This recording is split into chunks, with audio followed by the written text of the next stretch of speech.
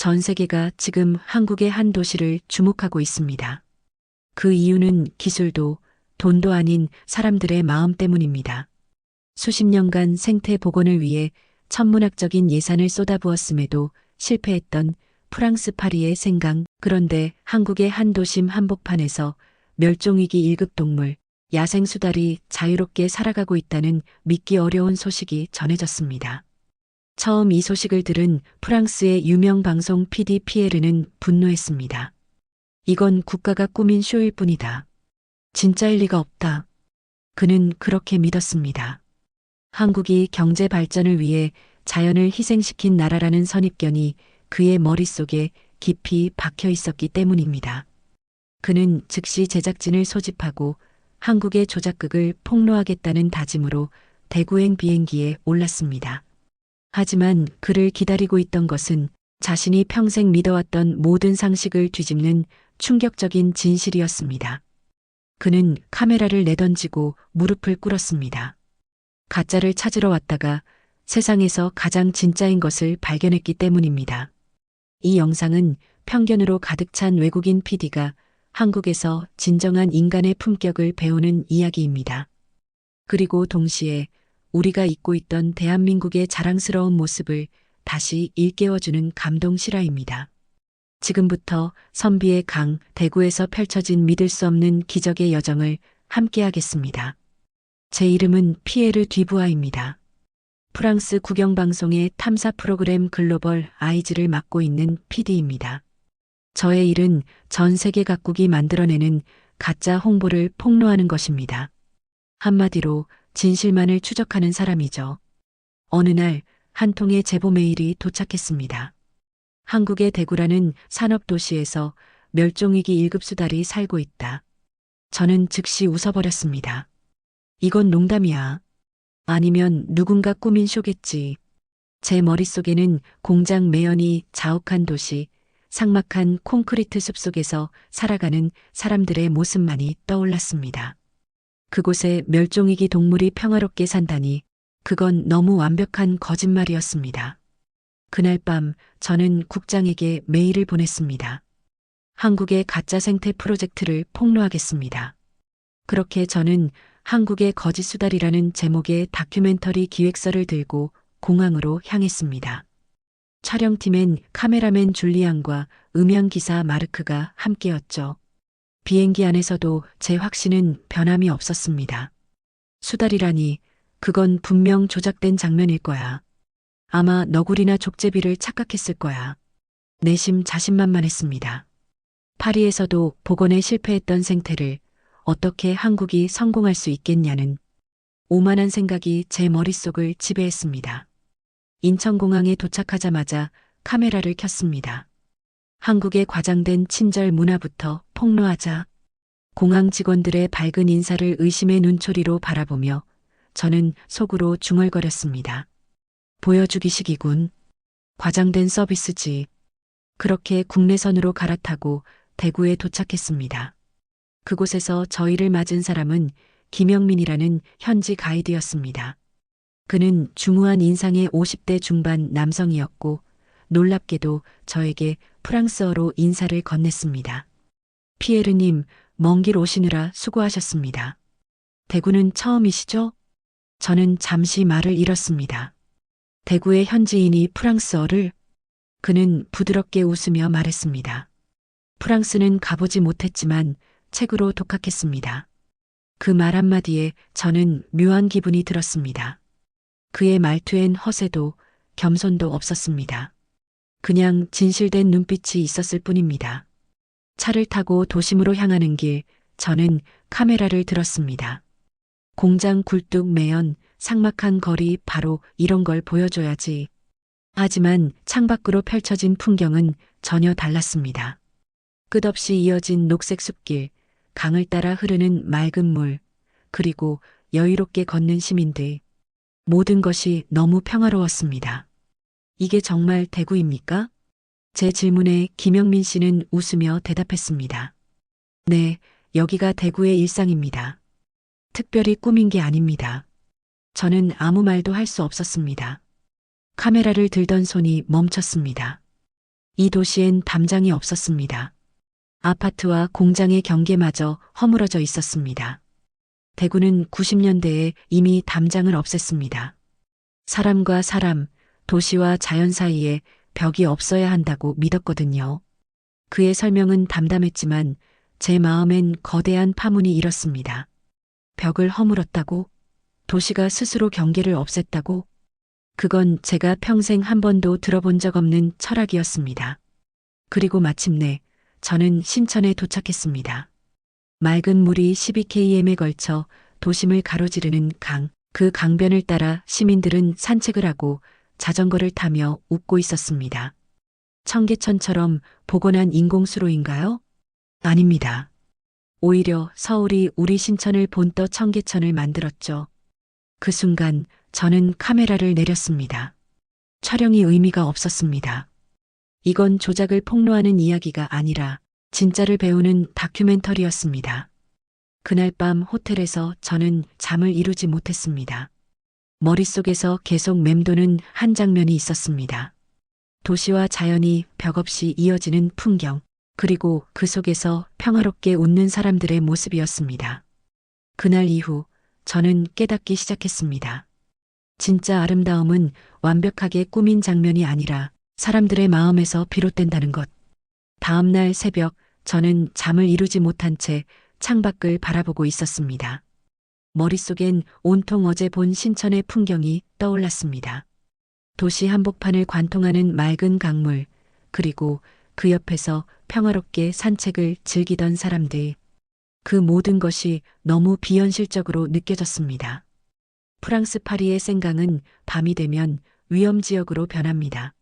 술에 취한 사람들과 노숙자들, 그리고 소매치기들로 가득 차 있죠.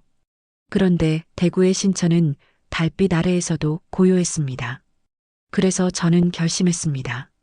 오늘 새벽 그 신천으로 직접 가보자. 김영민 씨에게 연락하니 그는 침착하게 말했습니다. 좋습니다. 수달은 야행성이니 새벽 2시에 신천으로 가면 볼 수 있을 겁니다.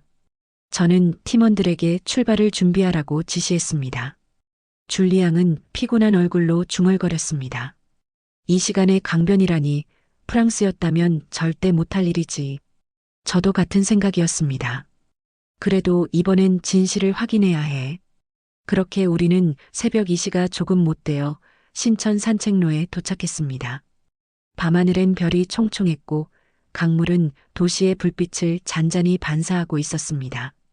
저는 조명과 카메라를 설치하며 주변을 살폈습니다.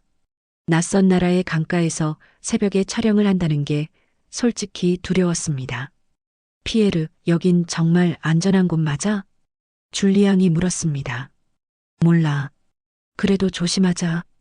우리는 장비를 설치하며 주변을 계속 살폈습니다. 바람 소리 외엔 아무 소리도 들리지 않았습니다. 그런데 그때였습니다. 멀리서 조용한 발소리가 들려왔습니다. 모두가 긴장했습니다. 어둠 속에서 나타난 건 20대쯤 되어 보이는 젊은 여성이었습니다. 그녀는 운동복을 입고 이어폰을 꽂은 채 강변을 따라 조깅을 하고 있었습니다. 혼자였습니다. 그것도 새벽 2시 반이었습니다. 저는 믿을 수가 없었습니다. 이 시간에 여자가 혼자 달리고 있다고요? 제가 김영민 씨에게 묻자 그는 담담하게 대답했습니다. 대구에서는 평범한 일입니다. 모두 자기 시간을 즐기는 거죠.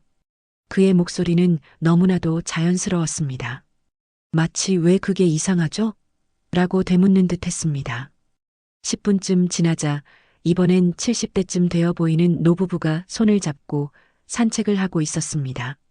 그들은 미소를 지으며 대화를 나누고 있었고 강가에 반사된 가로등 불빛이 그들의 얼굴을 따뜻하게 비추고 있었습니다. 그 광경은 마치 한 폭의 그림 같았습니다. 저는 줄리앙을 향해 중얼거렸습니다. 이건 연출된 장면이야. 분명 엑스트라를 동원한 거야. 하지만 곁에 있던 김영민 씨는 피식 웃으며 말했습니다. 엑스트라라뇨. 그냥 대구 시민들입니다. 매일 이 시간에 이렇게 나와요. 새벽 3시가 가까워질수록 사람들의 발걸음은 오히려 늘어났습니다. 자전거를 타는 대학생, 반려견과 함께 산책하는 중년 남성, 그리고 이어폰을 끼고 파워워킹을 하는 여성까지 누군가는 혼자, 누군가는 둘씩, 셋씩 함께 있었습니다. 저는 점점 혼란스러워졌습니다. 이건 내가 아는 도시의 모습이 아니야. 이건 통제된 공간이 아니라 자유로운 공동체야.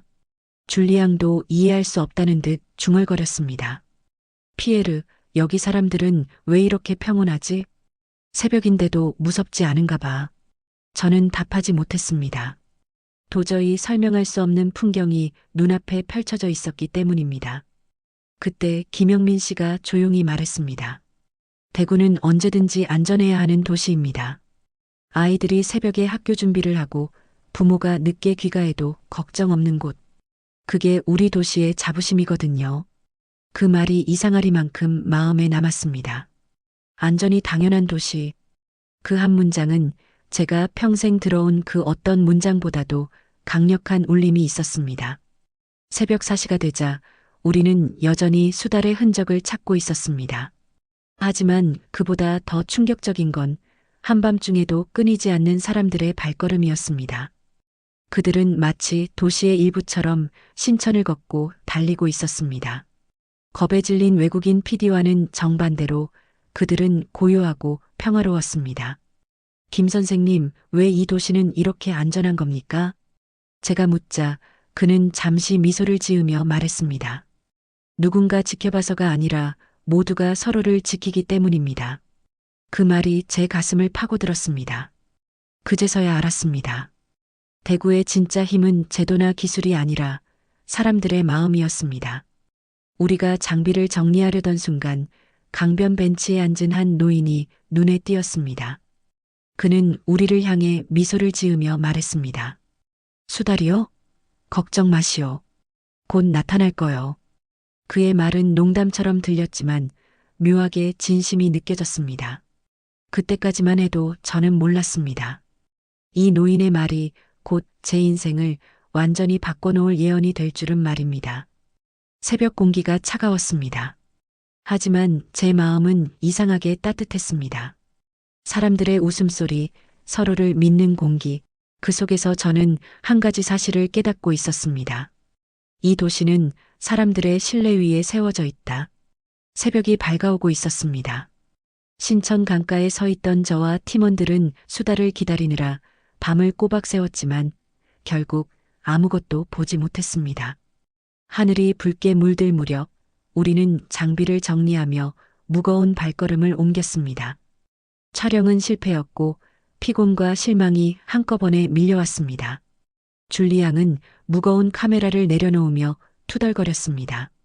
오늘은 헛수고였어. 차라리 자러 가자. 저도 동의했습니다. 그래, 내일 다시 시도하자. 오늘은 운이 없었던 거야. 호텔로 돌아오는 차 안에서 저는 생각에 잠겼습니다. 정말 수달이 이곳에 산다는 게 사실일까? 새벽 내내 한 명의 시민도 우리를 방해하지 않았고 아무도 의심하지 않았습니다. 그 고요함이 오히려 이상할 정도로 평화로웠습니다. 하지만 제 속은 여전히 불신으로 가득 차 있었습니다. 이건 연출된 환경일지도 몰라. 그런 의심이 쉽게 가시질 않았습니다. 호텔에 도착해 방에 들어온 저는 씻고 나서 침대에 몸을 던졌습니다. 눈을 감자마자 갑자기 가슴이 철렁 내려앉았습니다. 가방이 없었습니다.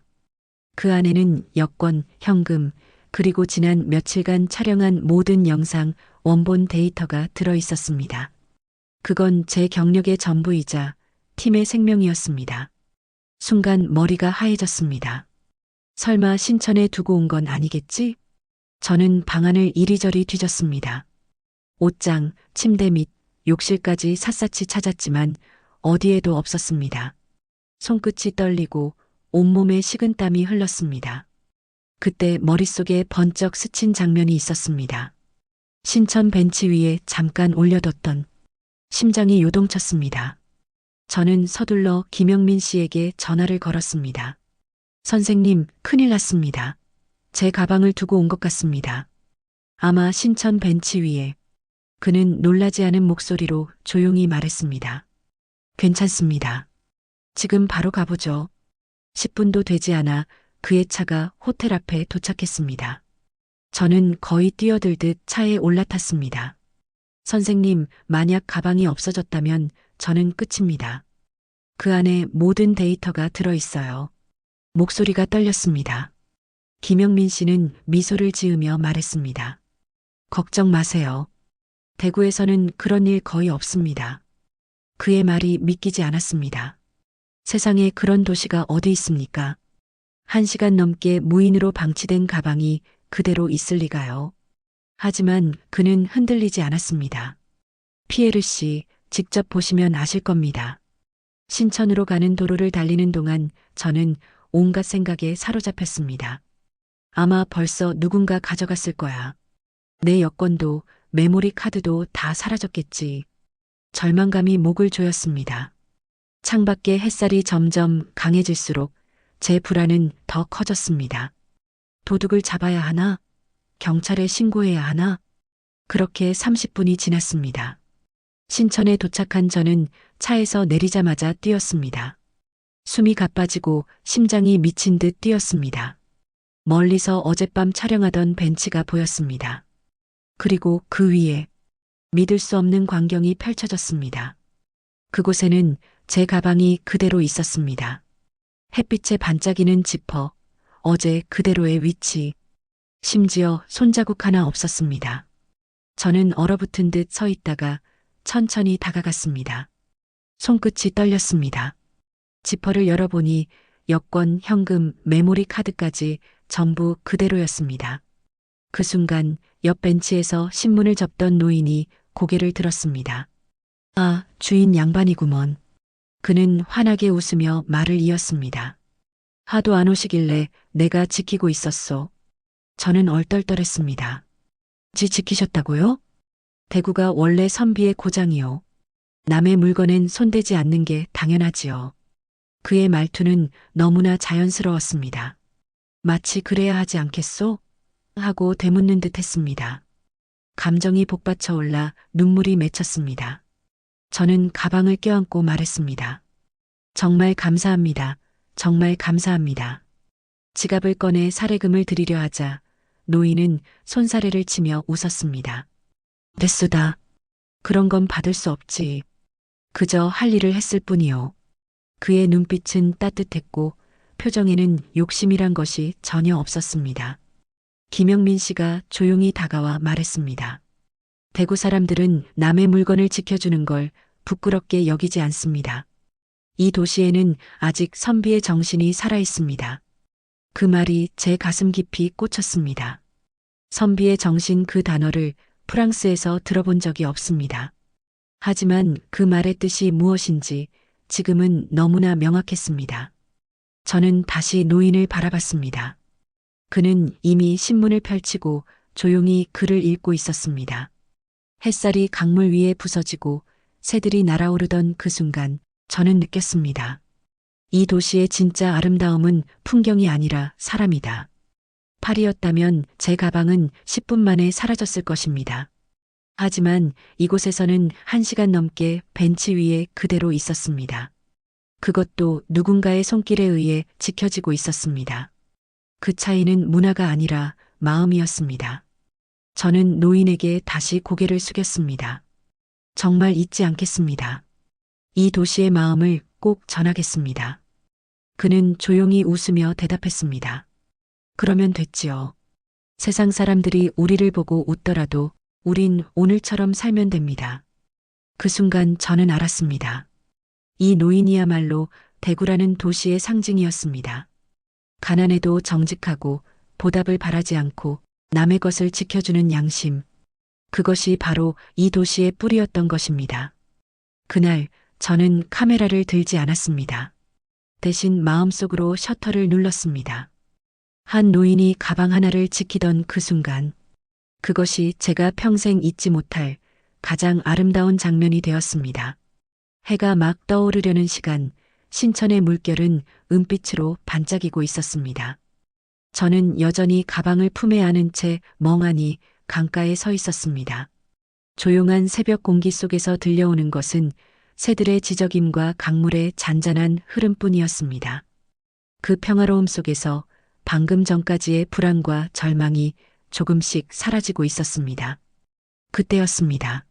물속 어딘가에서 첨벙하는 소리가 들렸습니다. 순간 저는 반사적으로 고개를 돌렸습니다. 처음엔 물고기일 거라 생각했지만 그건 분명 달랐습니다.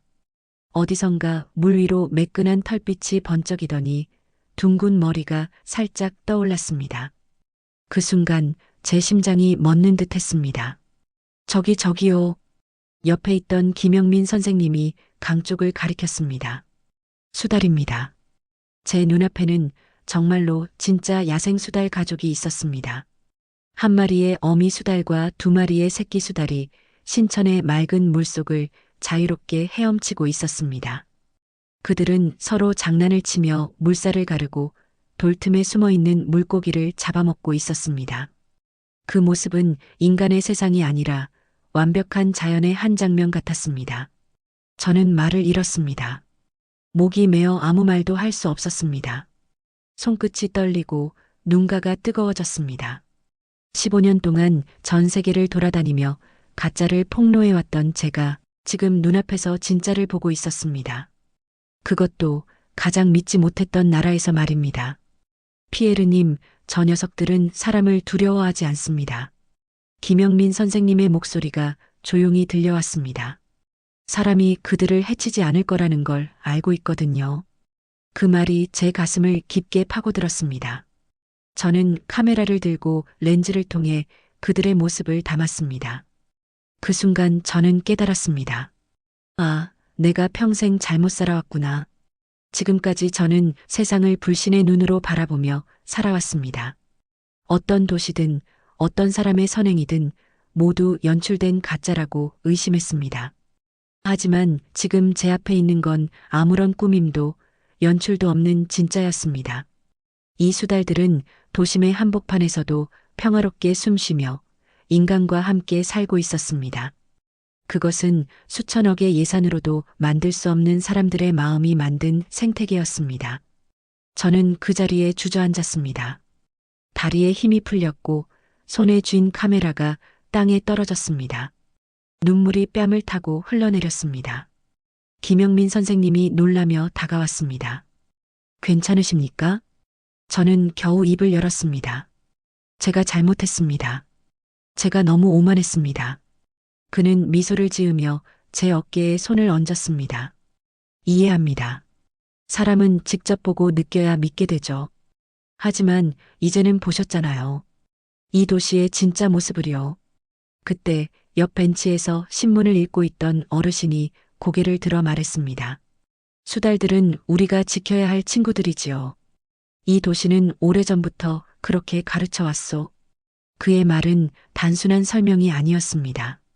한 세기를 넘어 내려온 대구의 철학이었습니다. 저는 그들을 바라보며 중얼거렸습니다.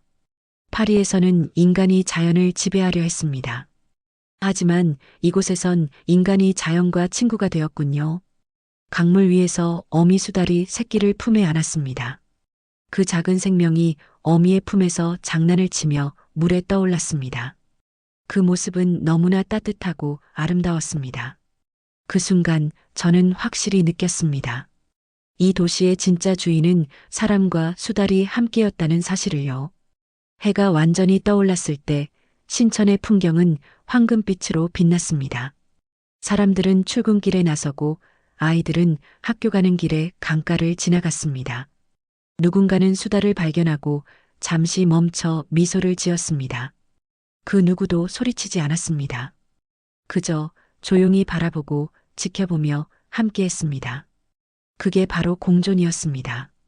울타리로 나뉜 관계가 아니라 서로의 존재를 인정하는 관계. 자연이 사람을 두려워하지 않고 사람도 자연을 불편해하지 않는 삶. 그건 문명과 자연이 손을 맞잡은 인간 사회의 가장 이상적인 모습이었습니다. 저는 다시 한번 눈가를 닦으며 속으로 되뇌었습니다. 이건 단순한 다큐멘터리가 아니다. 이건 인류가 잃어버린 진짜 이야기다. 그날 저는 카메라를 끄지 않았습니다. 렌즈를 통해 수달 가족을 오래도록 바라봤습니다. 그들의 움직임 하나하나가 마치 인간에게 말을 걸고 있는 듯 했습니다. 너희도 이렇게 살 수 있잖아. 그 순간 저는 제 인생의 모든 프레임이 뒤집히는 느낌을 받았습니다. 지금까지는 세상을 폭로하기 위해 촬영했지만 이제는 세상을 이해하기 위해 촬영하고 있었습니다. 그 변화는 제게 있어 각성이었습니다. 김영민 선생님이 조용히 제 곁에 섰습니다. 피에르님, 이제 보이시죠? 저는 천천히 고개를 끄덕였습니다. 네, 이제 보입니다. 이 도시가 왜 이렇게 아름다운지, 왜 이 나라가 진심으로 강한 나라인지요. 그리고 저는 속으로 다짐했습니다. 이 이야기를 반드시 세상에 전하겠다. 가짜를 찾아왔던 여정이 진짜를 발견한 기적의 여정으로 바뀌고 있었습니다. 다음 날 아침, 저는 여전히 잠을 이루지 못한 채 호텔 창가에 앉아 있었습니다. 전날 새벽 신천에서 본 수달 가족의 모습이 머릿속을 떠나지 않았습니다. 그들은 단지 멸종위기 동물이 아니었습니다. 그들은 이 도시가 얼마나 오래전부터 공존이라는 가치를 지켜왔는지를 보여주는 살아있는 증거였습니다. 그런데 저는 궁금했습니다. 어떻게 이런 시민의식과 따뜻한 마음이 자연스럽게 뿌리내릴 수 있었을까?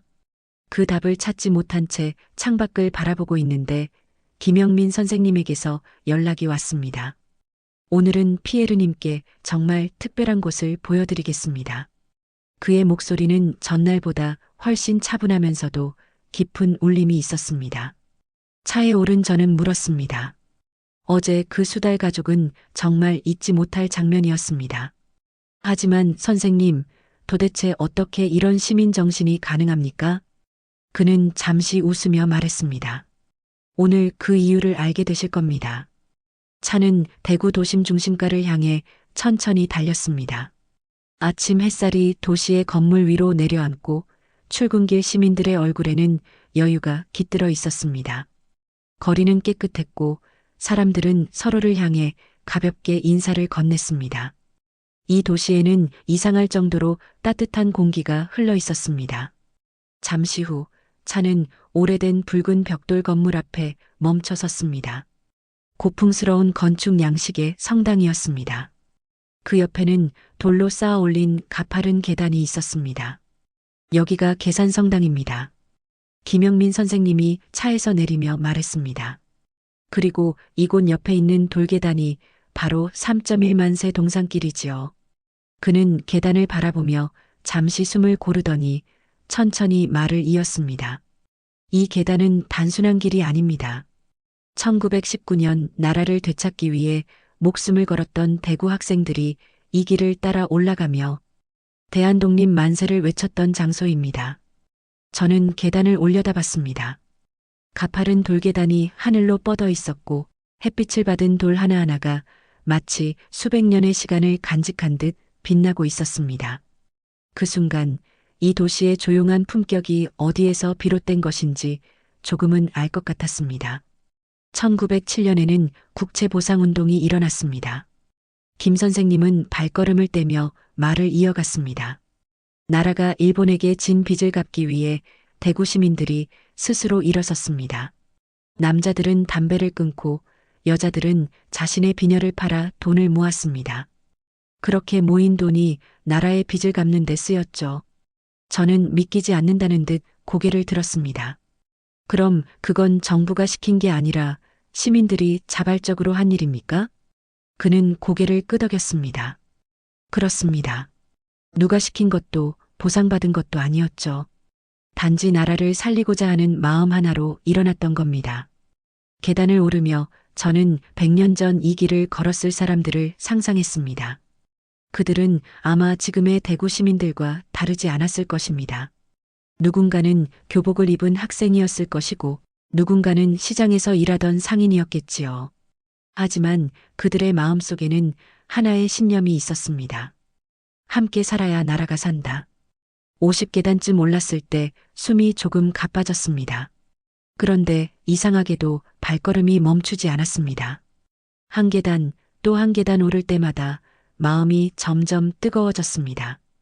김영민 선생님이 조용히 말했습니다. 625 전쟁 때도 대구는 끝까지 버텼습니다. 나라가 무너질 위기 속에서도 이 도시는 결코 함락되지 않았죠. 사람들이 피난민을 받아들이고 서로를 보호했습니다. 그는 잠시 하늘을 바라봤습니다. 대구는 늘 누군가를 지키는 도시였습니다. 그 정신이 지금까지 이어지고 있는 겁니다. 저는 그 말을 듣는 순간 어제의 모든 장면이 떠올랐습니다. 새벽에 신천에서 혼자 달리던 젊은 여성, 남의 가방을 지켜주던 노인, 그리고 아무런 경계 없이 사람들과 어울리던 수달들. 모두가 서로를 지키고 있었습니다. 그건 우연이 아니었습니다. 이 도시의 DNA 속에 함께 지키는 마음이 흐르고 있었습니다. 드디어 90계단 꼭대기에 다다랐을 때 도심 전체가 한눈에 내려다 보였습니다. 햇살에 빛나는 건물들과 그 사이를 흐르는 푸른 신천, 멀리서 들려오는 사람들의 웃음소리. 그 모든 풍경이 한 폭의 그림처럼 펼쳐졌습니다. 김영민 선생님이 제게 말했습니다. 피에르님, 이제 아시겠습니까? 왜 우리 도시는 담장을 허물고 새벽에도 서로를 두려워하지 않는지요? 저는 천천히 고개를 끄덕였습니다. 이 도시는 역사를 통해 배운 겁니다. 함께 살아야 산다는 걸요. 그는 조용히 웃었습니다. 맞습니다. 그게 바로 우리 대구의 혼이고 대한민국의 근본입니다. 그 순간 제 눈앞의 도시가 다르게 보였습니다. 그저 발전한 산업도시가 아니라 한 세기를 견뎌온 정신의 도시였습니다. 이곳 사람들은 위기가 닥칠 때마다 먼저 일어서고 자신의 것을 내어주며 공동체를 지켜왔습니다. 저는 속으로 중얼거렸습니다. 그래서 이 도시는 밤에도 밝구나. 사람들의 마음이 등불이 되어 이 도시를 비추고 있구나. 계단 꼭대기에서 내려다본 대구는 그 어떤 유럽의 도시보다도 따뜻하고 그 어떤 국가보다도 단단해 보였습니다. 그리고 저는 그 자리에서 결심했습니다. 이 이야기를 반드시 전 세계에 알리겠습니다. 왜냐하면 이건 단순한 한 도시의 이야기가 아니라 인류가 잃어버린 공동체의 이야기이기 때문입니다. 90개의 계단을 올라 대구 시내를 내려다본 그날 이후 저는 완전히 다른 사람이 되어 있었습니다. 처음 이곳에 왔을 때의 저, 오만하고 비판적이었던 저의 모습은 이미 사라지고 없었습니다. 대구는 저에게 단순한 도시가 아니었습니다. 이곳은 한 인간의 편견을 무너뜨리고 진실을 새롭게 세운 도시였습니다. 비행기를 타고 프랑스로 돌아가는 길, 창밖으로 구름이 끝없이 이어지고 있었습니다. 저는 그 속에서 수달 가족의 웃음소리, 새벽 신천을 달리던 시민들의 발소리, 그리고 노인이 남의 가방을 지켜주던 그 고요한 새벽을 떠올렸습니다. 그 모든 장면이 제 가슴 깊이 각인되어 있었습니다. 파리 샤를드골 공항에 도착하자마자 저는 곧장 방송국으로 향했습니다. 15년 동안 몸담았던 프랑스 국영방송 본사, 수많은 폭로 프로그램을 만들며 냉소적인 천재 PD라는 별명을 얻었던 곳이었습니다. 그곳으로 들어서는 제 발걸음은 무겁고도 떨렸습니다. 국장실 문을 열자 국장이 놀란 눈으로 저를 바라봤습니다. 피에르, 벌써 돌아왔나? 촬영은 잘 됐나? 저는 한참을 침묵하다가 단호히 말했습니다. 국장님, 기존 기획은 모두 폐기하겠습니다. 순간 국장의 얼굴이 굳어졌습니다. 뭐라고? 그건 이미 예산이 다 배정된 프로젝트야. 한국의 가짜 생태쇼를 폭로하는 다큐멘터리 아니었나? 저는 조용히 고개를 저었습니다. 아니었습니다. 그건 가짜가 아니라 제가 평생 찾아 헤맸던 진짜였습니다. 국장은 의아한 표정으로 저를 바라봤습니다. 피에르, 자네답지 않군. 우리 시청자들은 자네의 냉철한 폭로를 원하네. 감상적인 이야기는 조회수가 안 나와. 하지만 저는 더 이상 흔들리지 않았습니다. 이번만큼은 달라야 합니다. 이번엔 폭로가 아니라 발견입니다. 세상에서 가장 진실한 이야기를 봤습니다. 국장은 한동안 말이 없더니 깊은 한숨을 내쉬었습니다. 좋아, 책임은 자네가 져야 해. 시청률이 안 나오면 그땐 자네 자리도 위험할 걸세. 저는 단호히 대답했습니다. 감수하겠습니다. 그날 이후 저는 편집실에 들어가 3일 밤낮을 꼬박 보냈습니다. 커피와 샌드위치로 버티며 단 한 프레임도 허투루 넘기지 않았습니다. 대구라는 이름이 화면에 나올 때마다 제 심장이 뛰었습니다. 렌즈 속에는 거짓이 없었습니다. 새벽의 신천, 녹음이 가득한 공원, 그리고 벽을 허물고 살아가는 시민들의 모습. 모든 장면이 진짜였습니다. 편집이 거의 끝날 무렵 저는 제목을 고민했습니다. 한국의 거짓 수달이라는 기존 제목은 더 이상 쓸 수 없었습니다. 그 대신 새롭게 떠오른 단어가 있었습니다. 바로 선비의 강 대구. 그 속에는 제가 본 모든 진실이 담겨 있었습니다. 선비처럼 정직하고 강처럼 흐르는 생명력. 그것이 바로 대구의 정신이었기 때문입니다. 편집이 끝난 밤, 저는 화면 속에서 제 목소리가 흘러나오는 걸 들으며 눈을 감았습니다. 이건 단순한 다큐멘터리가 아니다. 이건 한 인간이 진심을 배우는 과정이다. 그 순간 저는 처음으로 저널리스트라는 단어의 의미를 다시 생각했습니다. 진짜 기자란 세상을 비판하는 사람이 아니라 세상의 아름다움을 발견하는 사람이라는 것을 깨달았습니다. 드디어 방송 당일이 되었습니다. 프랑스 현지 시간 오후 8시 황금 시간대의 메인 방송으로 제 다큐멘터리가 송출되었습니다. 처음엔 불안했습니다. 시청자들이 과연 이런 따뜻한 이야기를 받아들일까? 하지만 방송이 시작된 지 10분 만에 모든 걱정은 사라졌습니다. 실시간 반응 게시판이 조용했습니다. 평소 같으면 비판과 조롱이 넘쳐났을 시간인데 사람들은 한마디도 하지 않았습니다. 모두가 숨죽인 채 집중하고 있었습니다. 그리고 방송이 끝나자마자 서버가 다운될 정도로 접속 폭주가 일어났습니다. 이건 거짓이 아니다. 이건 우리가 잃어버린 공동체의 모습이다. 대구 같은 도시가 존재한다는 게 믿기지 않는다. 이 이야기는 인류 전체에 희망을 주었다. 수많은 댓글이 쏟아졌습니다. SNS 해시태그 선비이강이 프랑스 트렌드 1위에 올랐습니다. 그날 밤 시청률은 방송국 역사상 최고치를 기록했습니다. 그뿐만 아니라 유튜브 업로드 24시간 만에 조회수 1000만 회를 돌파했습니다. 전 세계 사람들이 대구를 검색하기 시작했습니다. 며칠 뒤 BBC와 CNN이 동시에 연락을 해왔습니다. 그 다큐멘터리 공동 제작이 가능할까요? 한국의 대구를 직접 취재하고 싶습니다. 독일 ARD 방송은 시민의식의 기적이라는 특집을 편성했고 일본 NHK는 우리가 놓친 진짜 한국이라는 제목의 다큐멘터리를 방영했습니다. 그리고 그 중심엔 언제나 한 단어가 있었습니다. 대구. 저는 세계 각국의 인터뷰 요청에 시달릴 만큼 바빴지만 그보다 더 감격스러운 순간은 따로 있었습니다. 프랑스의 한 고등학생이 제게 편지를 보냈습니다. 피에르 선생님, 당신의 다큐멘터리를 보고 우리 동네에서도 아름다운 것을 찾기로 했어요. 세상은 비판할 곳보다 칭찬할 곳이 더 많다는 걸 알았어요. 저는 그 편지를 읽으며 조용히 울었습니다. 이 다큐멘터리가 단지 한국의 이야기가 아니라 인류가 잃어버린 마음을 되찾는 이야기라는 걸 그 학생이 알아준 것입니다. 그날 밤 저는 일기를 썼습니다. 내가 본 대구는 도시가 아니었다. 그건 하나의 철학이자 인간의 품격이었다. 그리고 다짐했습니다. 이제부터 나는 폭로자가 아닌 진실의 전달자가 되겠다. 그 순간 제 인생의 방향은 완전히 바뀌었습니다.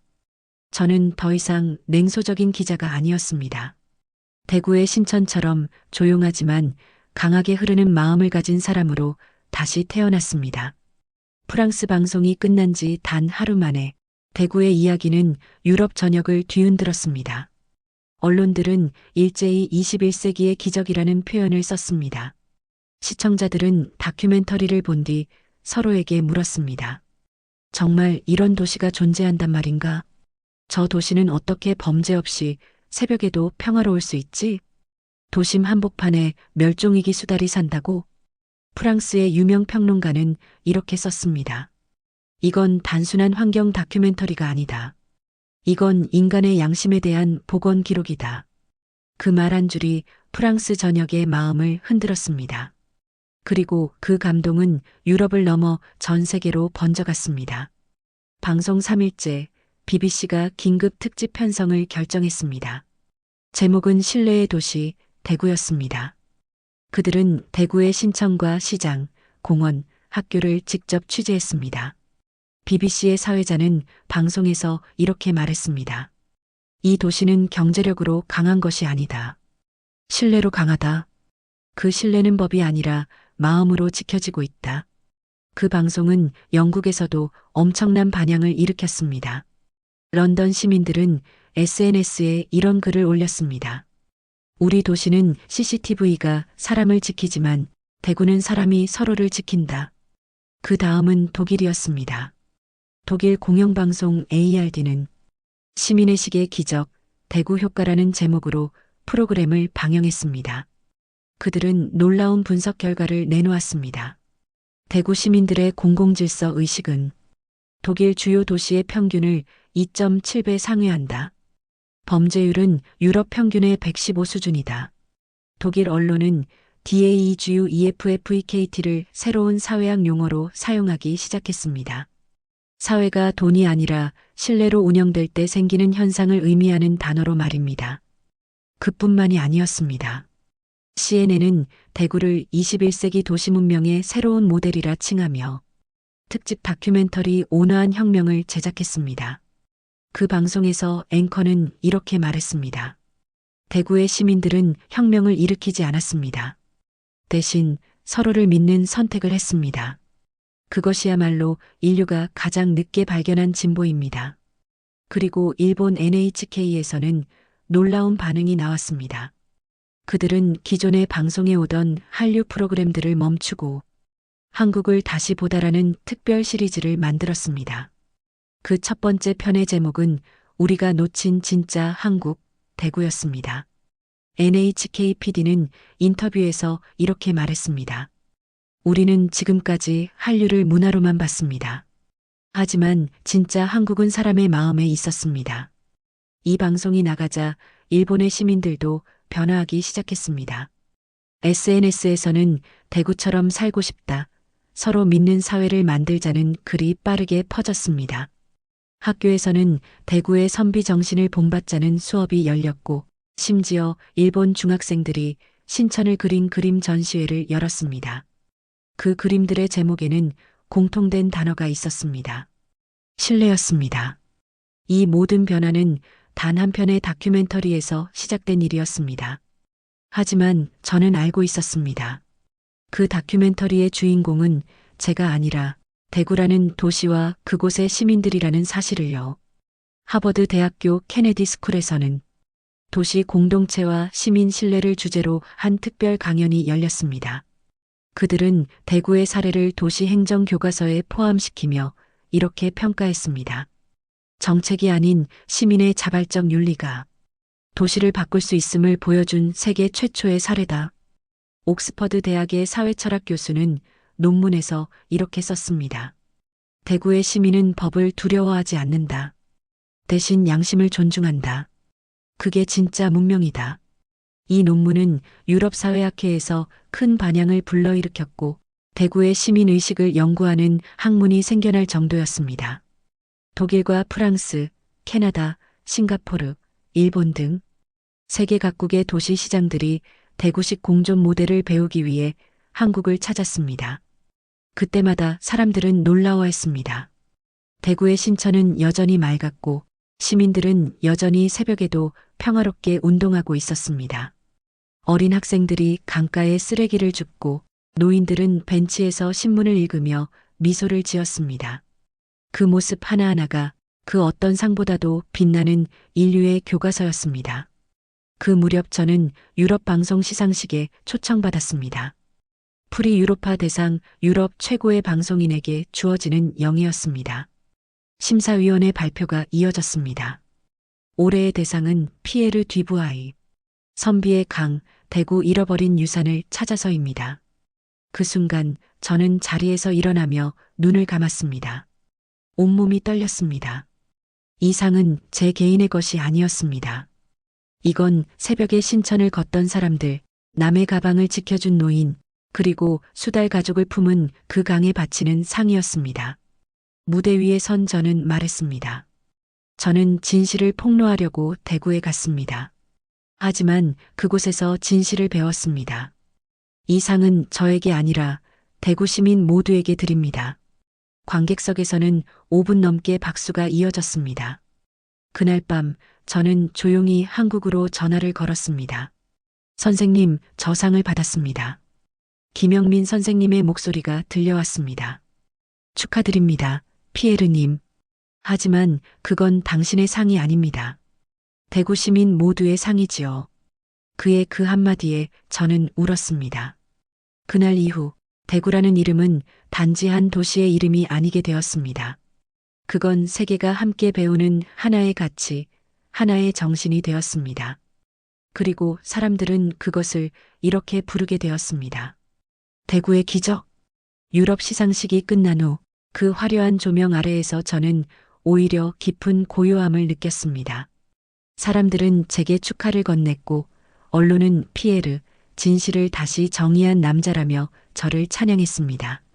하지만 그 순간에도 제 머릿속에 떠오른 것은 단 하나였습니다. 그 강가의 노인, 그리고 새벽의 신천.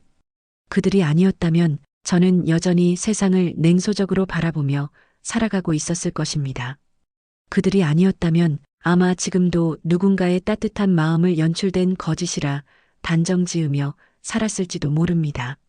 상패를 들고 호텔방으로 돌아온 그날 밤, 저는 불 꺼진 방 한가운데서 조용히 수달 가족의 사진을 꺼내보았습니다.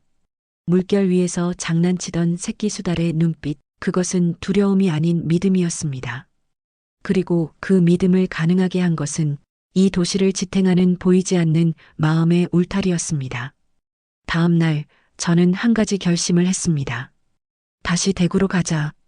그 결심은 제 인생을 완전히 바꾸는 순간이었습니다.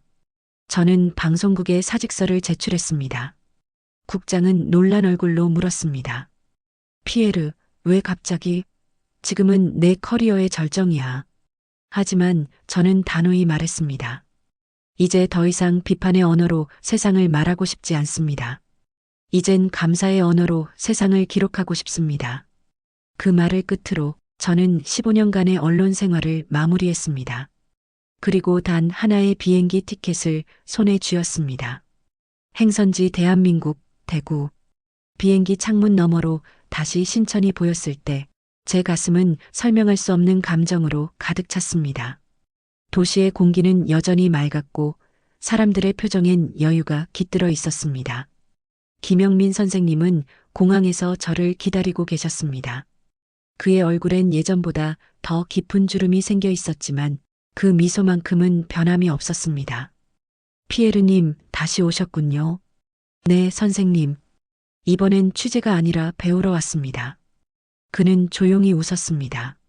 그럼 잘 오셨습니다. 대구는 늘 배움의 도시니까요. 그날 이후 저는 김영민 선생님과 함께 대구 곳곳을 걸었습니다. 신천의 다리 위, 벽이 없는 아파트 단지, 그리고 아이들이 뛰어노는 공원까지. 그는 곳곳에서 조용히 사람들과 인사를 나누었습니다.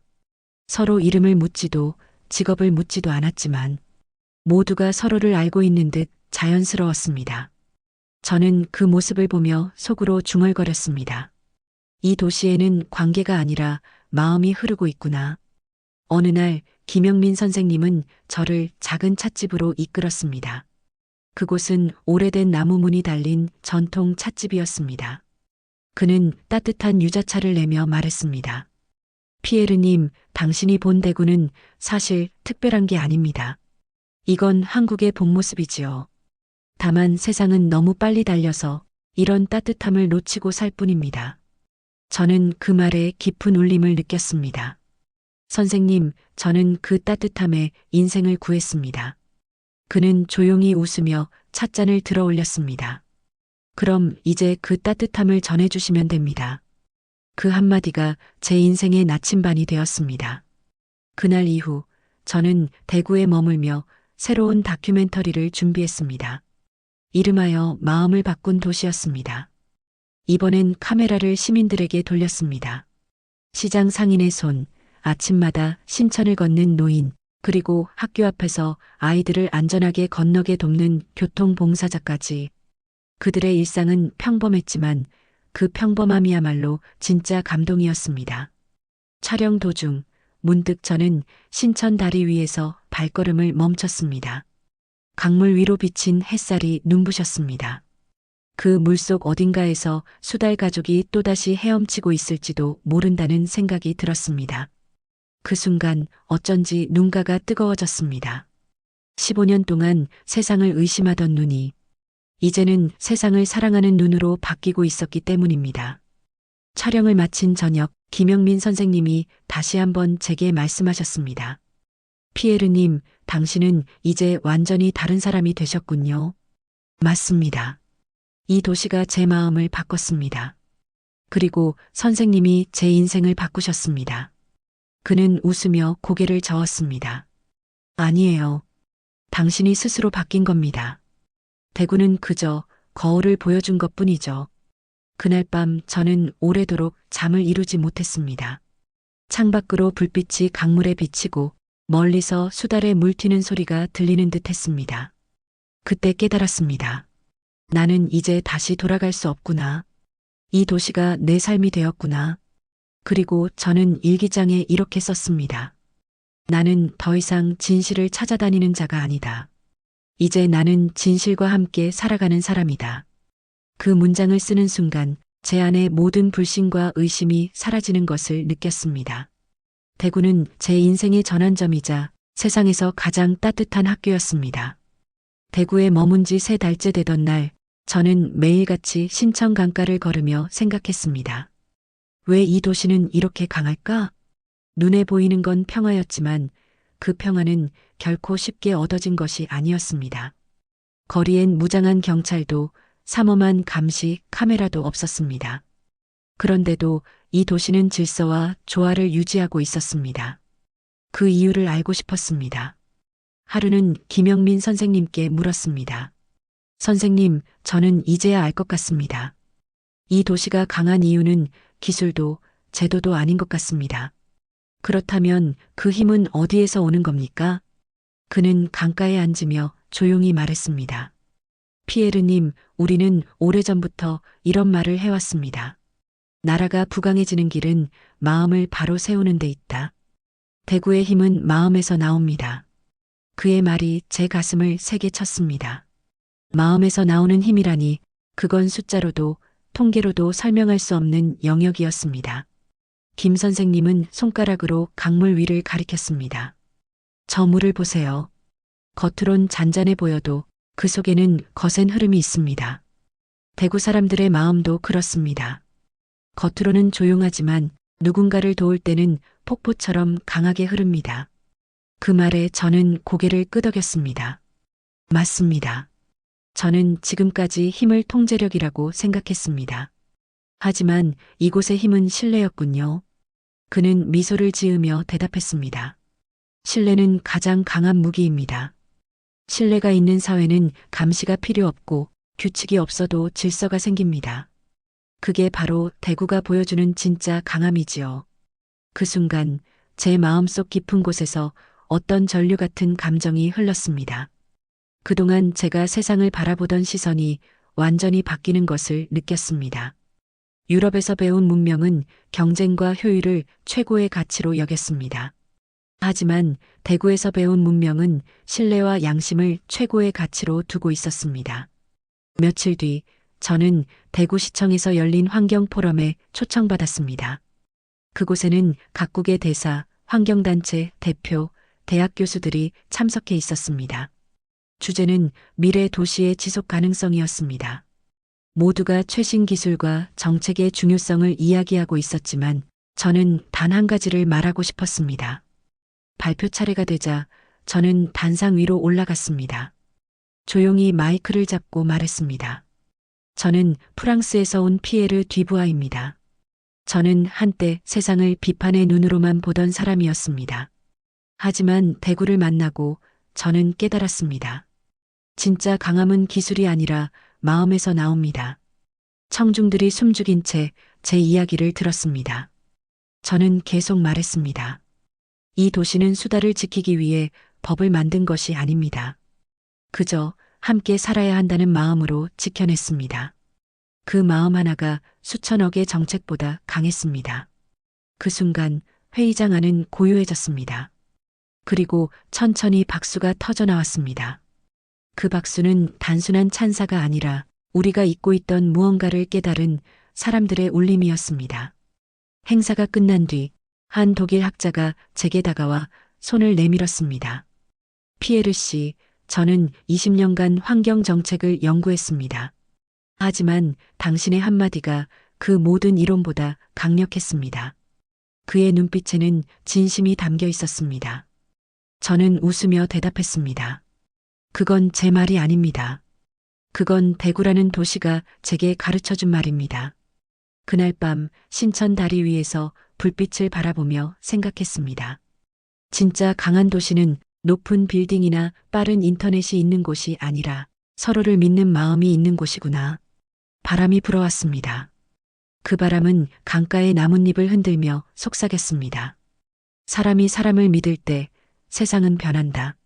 그날 저는 일기에 이렇게 썼습니다. 프랑스는 나에게 기술을 가르쳤고 대구는 나에게 인간을 가르쳤다. 그 문장은 제 인생의 가장 소중한 문장이 되었습니다. 이 도시에서 배운 것은 단지 감동이 아니라 사람이 사람답게 사는 법이었습니다. 이제 저는 어디를 가든 이렇게 말합니다. 한국의 대구에서 배운 건 단 하나입니다. 진짜 강함은 마음에서 나온다는 것. 그날 밤 신천의 물결은 여전히 잔잔히 흐르고 있었습니다. 하지만 제 마음속에는 새로운 물결이 일고 있었습니다. 그건 기술로는 측정할 수 없는 인간의 품격이었습니다. 겨울이 끝나고 대구의 봄이 돌아왔습니다. 신천의 버드나무는 새 잎을 틔우고 강물 위로 따스한 햇살이 내려앉았습니다. 길가엔 수선화가 고개를 들었고 아이들의 웃음소리가 바람을 타고 번졌습니다. 그 모든 풍경은 마치 삶이라는 단어가 눈앞에서 피어나는 듯 했습니다. 저는 매일 아침 신천을 걸었습니다. 예전엔 카메라를 들고 세상을 관찰했지만 이제는 그저 두 손을 주머니에 넣은 채 세상을 느꼈습니다. 그 변화가 제 안에 가장 큰 기적이었습니다. 그날도 저는 강가를 따라 천천히 걸었습니다. 길가에는 여전히 누군가가 버린 쓰레기 하나 보이지 않았습니다. 자전거를 타는 학생들이 서로 배를 올리며 인사했고 조깅하던 중년의 부부는 낯선 저에게도 좋은 하루 되세요라며 웃어주었습니다. 그 미소 하나가 하루를 환하게 밝혀주는 불빛 같았습니다. 강물 위에서는 새끼 수달 2마리가 장난을 치고 있었습니다. 그들은 작년 그 어미 수달의 새끼들이었습니다. 어미는 이미 어디론가 떠났지만 그 아이들은 여전히 이 신천에서 자라나고 있었습니다. 그걸 보자 문득 김영민 선생님의 말이 떠올랐습니다. 강은 흐르지만 마음은 남습니다. 그 말의 의미를 이제야 알 것 같았습니다. 강물처럼 흘러가는 시간 속에서도 이 도시에 깃든 사람들의 마음은 결코 사라지지 않았습니다. 그 마음이 세대를 넘어 이어지고 있었던 것입니다. 며칠 전 프랑스의 제자 한 명에게서 편지가 왔습니다. 그 학생은 제가 프랑스에 있을 때 강의를 들었던 청년이었습니다. 편지에는 이런 문장이 적혀 있었습니다. 선생님, 저도 대구에 가고 싶습니다. 그곳에서 진짜 저널리즘이 무엇인지 배우고 싶어요. 편지를 읽으며 저는 미소를 지었습니다. 이제 대구의 이야기가 또 다른 사람의 마음을 움직이고 있구나. 그 순간 이 도시는 단지 한 나라의 도시가 아니라 전 세계 사람들의 마음속에서 살아 숨쉬는 상징이 되어 있음을 느꼈습니다. 봄비가 내리던 어느 날 저는 김영민 선생님과 다시 신천 다리를 걸었습니다. 비는 조용히 내렸고 사람들은 우산 대신 그냥 비를 맞으며 걷고 있었습니다. 그 모습이 너무 평화로워서 저는 물었습니다. 선생님, 왜 사람들은 비를 맞으면서도 웃고 있나요? 그는 대답했습니다. 대구 사람들은 비를 피하지 않습니다. 비도 인생도 함께 맞는 것이니까요. 그 말이 제 마음속 깊은 곳을 울렸습니다. 비는 점점 굵어졌고 강물 위로 동그란 파문이 퍼져나갔습니다. 그 물결은 마치 사람들의 웃음처럼 고요하고 따뜻했습니다. 우리는 다리 중간에서 잠시 멈춰 섰습니다. 김 선생님은 강물 위로 시선을 던지며 조용히 말했습니다. 피에르님, 언젠가 이 강도, 이 도시도 변하겠지요. 하지만 중요한 건 변하지 않는 마음입니다. 신뢰와 따뜻함은 시대를 넘어 계속 흐를 겁니다. 저는 그 말에 고개를 끄덕이며 대답했습니다. 선생님, 저는 이제 압니다. 이 도시의 진짜 기적은 수달이 아니라 사람들의 마음이었습니다. 그는 미소를 지으며 말했습니다. 그렇습니다. 신천의 기적은 자연이 아니라 인간의 품격에서 시작된 것이지요. 그날 밤 저는 숙소로 돌아와 창문을 열었습니다. 비에 젖은 대구의 거리가 은은한 조명 아래 반짝이고 있었습니다. 그 불빛 하나하나가 이 도시를 지켜온 수많은 마음들의 흔적처럼 느껴졌습니다. 저는 다시 다이어리를 펼쳐 글을 썼습니다. 진짜 강함은 무너지지 않는 것이 아니라 다시 일어나는 마음이다. 대구의 봄은 그렇게 찾아온다. 창밖에서는 개울물 소리가 들렸습니다. 그리고 그 물소리 사이로 어렴풋이 들려왔습니다. 어린아이들의 웃음소리, 자전거 벨소리, 그리고 어딘가에서 들려오는 작은 피아노 연주. 그 모든 소리가 하나로 어우러져 이 도시의 심장이 뛰고 있음을 증명하고 있었습니다. 저는 조용히 창문을 닫으며 속삭였습니다. 이 도시는 여전히 살아 있습니다. 그리고 앞으로도 계속 그렇게 흐를 것입니다. 그날 밤 저는 신천의 물결을 마음속에 새기며 잠이 들었습니다. 밖에서는 여전히 봄비가 내리고 있었지만 제 안에는 새로운 태양이 떠오르고 있었습니다. 봄이 깊어갈수록 대구의 공기는 한층 부드러워졌습니다. 신천 강가에는 아이들의 웃음소리와 새들의 노래가 뒤섞여 들렸습니다. 도시 전체가 살아 숨쉬는 유기체처럼 느껴졌습니다. 그 속에서 저는 문득 생각했습니다.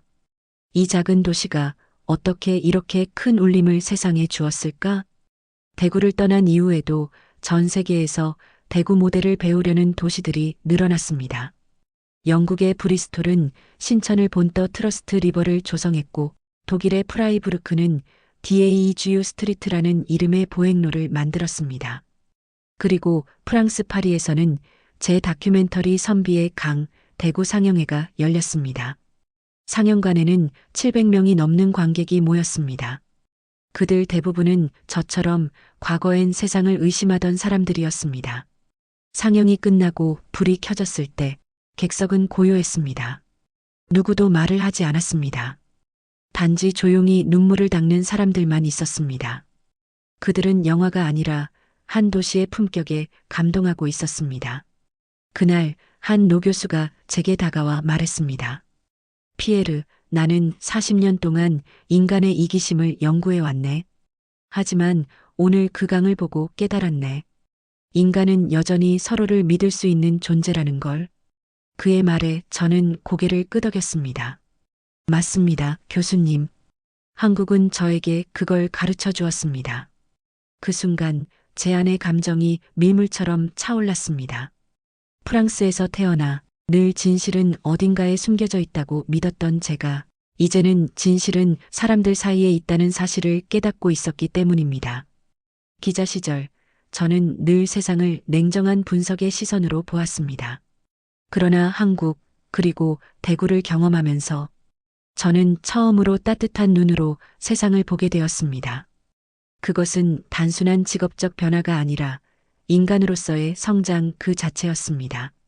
한 번은 프랑스 방송국에서 후배 기자가 제게 물었습니다. 선생님, 왜 그렇게 한국 이야기를 자주 하세요? 저는 잠시 웃으며 대답했습니다. 왜냐하면 그곳엔 우리가 잃어버린 인간의 기본값이 남아있기 때문이야. 그는 고개를 갸웃하며 되물었습니다. 인간의 기본값이요? 그래, 그건 바로 배려야. 한국 사람들은 남을 배려하는 걸 의무가 아니라 습관으로 여긴다네. 그게 문명이고 그게 진짜 강함이지.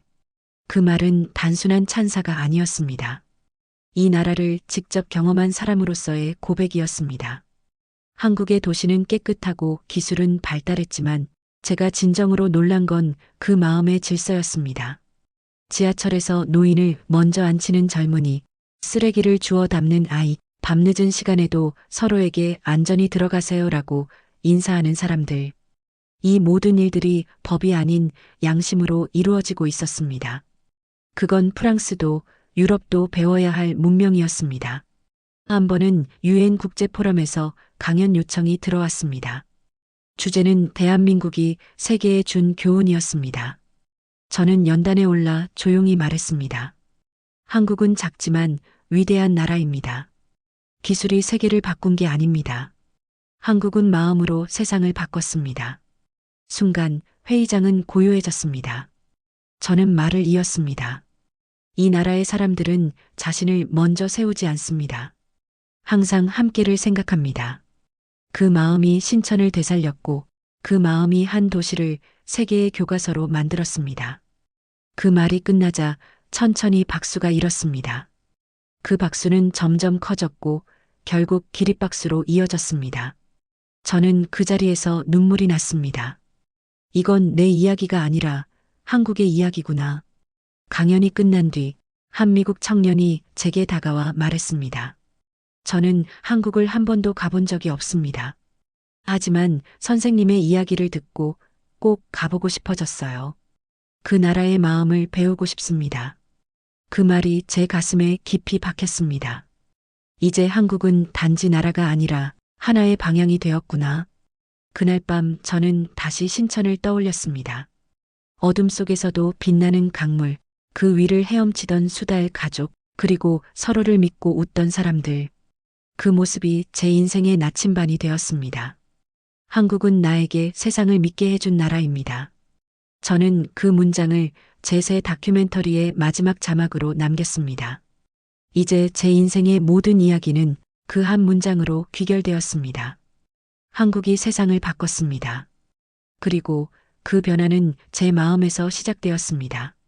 그날 대구의 하늘은 유난히 맑았습니다. 새벽 햇살이 신천 위로 부드럽게 내려앉고 강물은 마치 거울처럼 세상을 비추고 있었습니다. 저는 다리 위에 서서 오래도록 그 풍경을 바라보았습니다. 이제는 카메라도 대본도 조명도 필요하지 않았습니다. 제 마음속엔 이미 세상의 모든 장면이 기록되어 있었기 때문입니다. 처음 한국에 왔을 때 저는 진실을 폭로하려고 했습니다. 하지만 지금은 진실을 존경하고 있었습니다. 한국은 저에게 정직한 힘이 무엇인지, 품격 있는 강함이 무엇인지 보여준 나라였습니다. 이 도시는 가난했던 시절에도 희망을 잃지 않았고 상처받은 순간에도 서로를 감싸 안았습니다. 한국의 사람들은 경쟁보다 협력을, 냉소보다 따뜻함을 선택했습니다. 그 선택이 오늘의 대한민국을 만든 것이었습니다. 저는 이곳에서 깨달았습니다. 진짜 문명은 기술이 아니라 마음에서 완성된다는 사실을요. 한국의 발전은 단지 산업의 결과가 아니었습니다. 그건 수천만 명의 시민이 서로를 믿고 도와온 시간의 결과였습니다. 신천의 강물을 바라보면 그 안에는 수많은 이야기들이 흐르고 있었습니다. 나라를 위해 머리 숙였던 선비들의 정신, 이웃의 짐을 대신 들어주던 사람들의 따뜻한 손길, 밤새 청소하며 거리를 지켜온 이름 없는 시민들의 땀방울. 그 모든 것이 이 강을 흐르게 했습니다.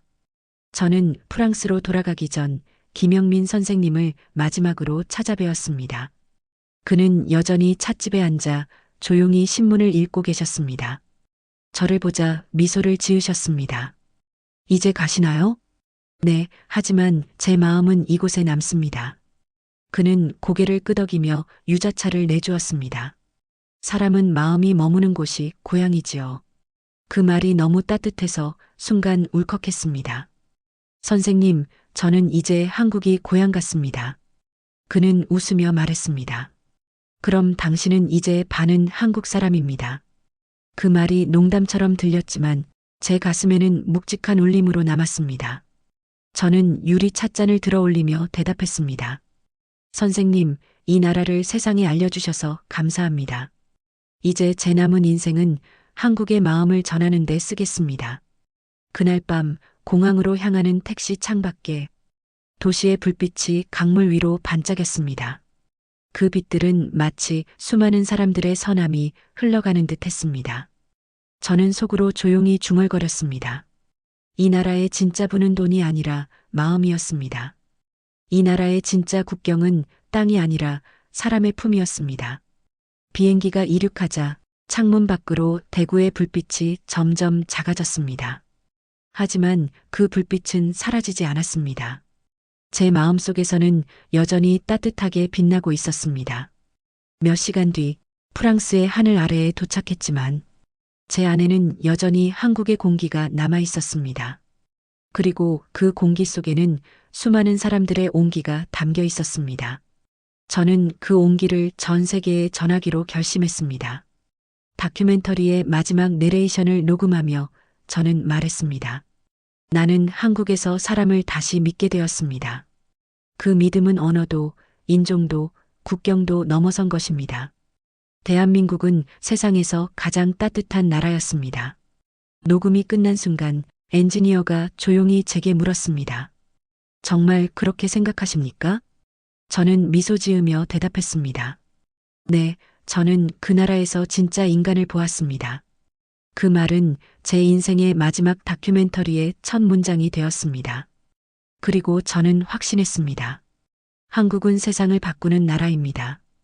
그 시작은 언제나 사람의 마음에서 비롯됩니다.